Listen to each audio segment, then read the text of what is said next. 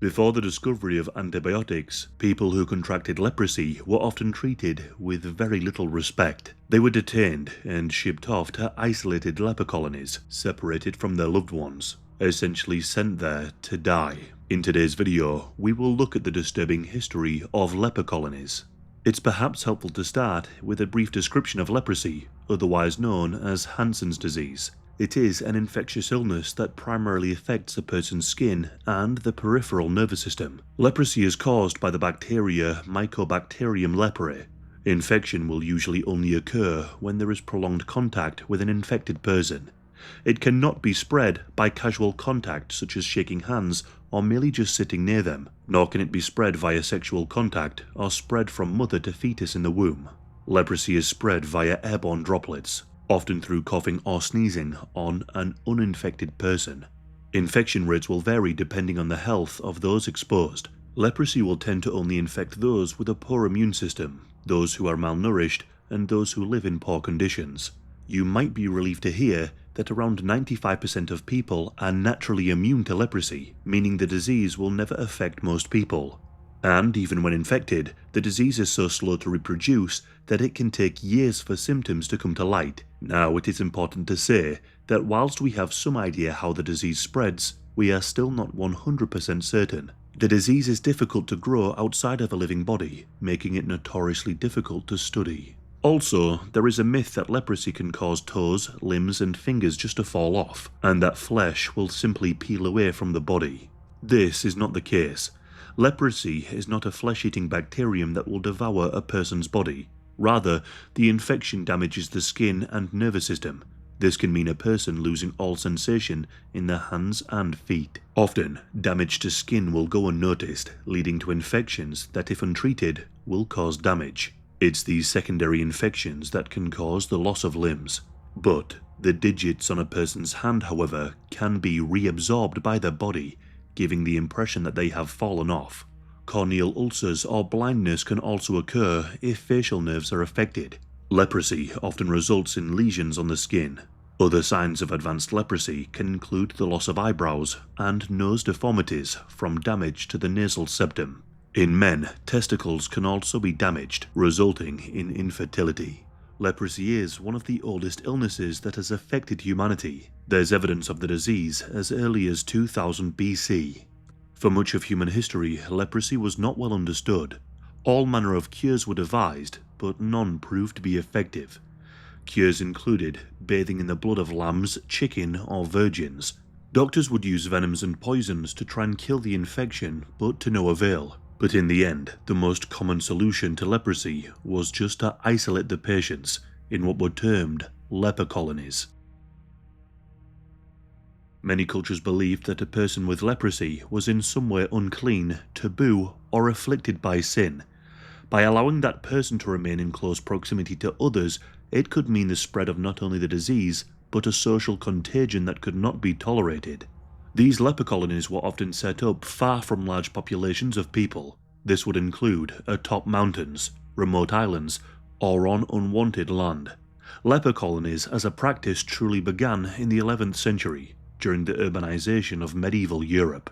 These colonies grew from leprosaria, which was specialized leper hospitals, although there was little in the way of treatment to merit these being called hospitals at all.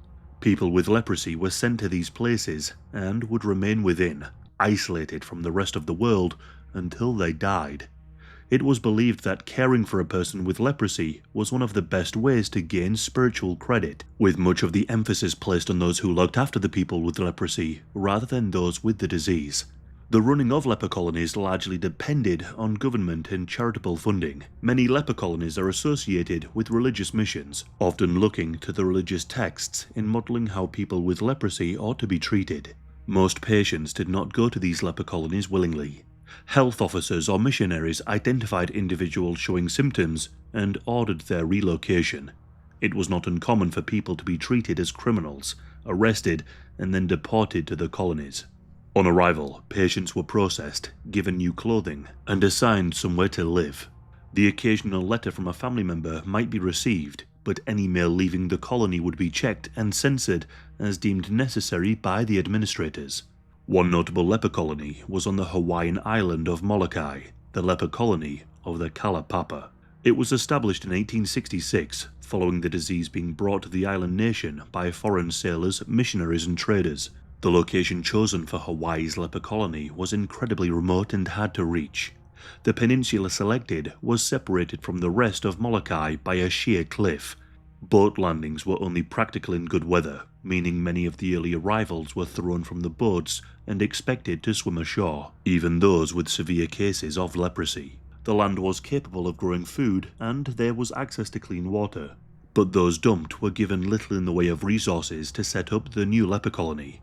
It was expected that they would move into the homes left abandoned by the previous residents, kicked out to make room for the colony. Alcoholism and despair soon spread through the community.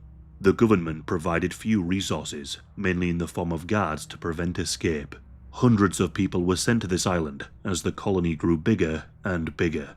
The death rates were severe, as many as 5 people a day, and they were buried in mass unmarked graves. In 1873, a Belgian Catholic priest by the name of Father Damien Voister arrived on the island to help transform the colony. Father Damien chose to live amongst the leprosy patients, assisted in turning the colony into a more functioning community. Together, they built churches, homes, and schools. With the backing of the King of Hawaii, they saw an increase in funds to support the colony and its growth. After 12 years living on the island, Father Damien contracted leprosy. Nevertheless, he remained and continued his work until his death in 1889. In 2009, he was canonized as Saint Damien of Molokai. At the turn of the 20th century, further progress was made by the leadership of Dr. William Goodhue and John McVeigh, the colony's doctor and superintendent. Together, they improved the patient's quality of life, promoting sports, advancing medical care, and, most importantly, treating patients with human decency. By this time, nearly 900 people lived in the settlement, the vast majority of them were native Hawaiians. By the 1940s, medical advances had begun to change everything. The discovery of antibiotic drugs made leprosy treatable, and patients no longer needed to live in isolation. However, for many residents on the island, they chose to stay. Having lived most of their lives on Molokai, they were not prepared to return to the outside world, and many had nowhere else to even go. In 1969, Hawaii officially ended the isolation law. Today, only a few elderly survivors remain. The area has since become a National Historical Park, preserved as a memorial for those who were cast aside. In Japan, leper colonies also persisted well into the 20th century. Even as it was proved leprosy was not highly contagious and could be treated, the Japanese government continued to enforce strict segregation. From 1930s onward, patients were confined to remote colonies scattered across the country's islands and mountains. One of the most notorious was the Nagashima Isian Sanatorium. Life was highly regimented.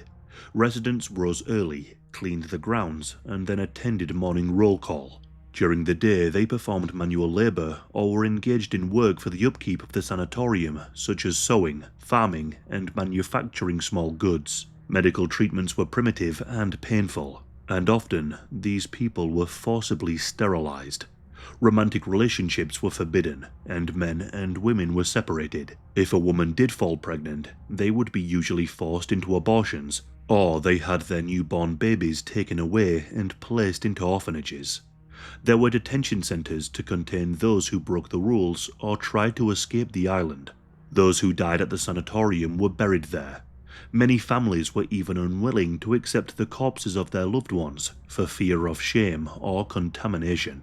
It wouldn't be until 1996 that Japan's isolation policy for leprosy was officially ended. For survivors, life outside the colonies was incredibly difficult, carrying both the physical scars of the disease and the psychological wounds of lifelong exile. It took another 5 years for the Japanese government to issue an apology and offer compensation to the survivors. And even then, it took a court case in 2019 to release the compensation. As of June 2025, 68 people still live at the facility, having been residents for over 60 years. It should be noted that the sanatorium remained open whilst the medical basis for isolation was no longer present. The government now maintains them as care homes and memorial sites. As treatment became more available, many governments began closing their leper colonies. But the damage to its inhabitants had already been done. Entire generations had grown up in isolation, living with a disease that society feared and misunderstood. Many survivors of the colonies were never able to be fully reintegrated. For those taken into colonies as children, it was the only life they had ever known. For the outside world, leprosy was still misunderstood, and fear of the disease meant rejection and just more isolation. And whilst antibiotics had cured the disease, the damage it inflicted on their bodies was permanent. The nerve damage, the reabsorption of fingers, and the scar tissue can make daily life incredibly difficult. For many, remaining in the colonies where they knew each other, where they could be cared for, was the only real option available if no such support was being provided in the outside world. Leper colonies are now a thing of the past, but they represent a disturbing period of our history.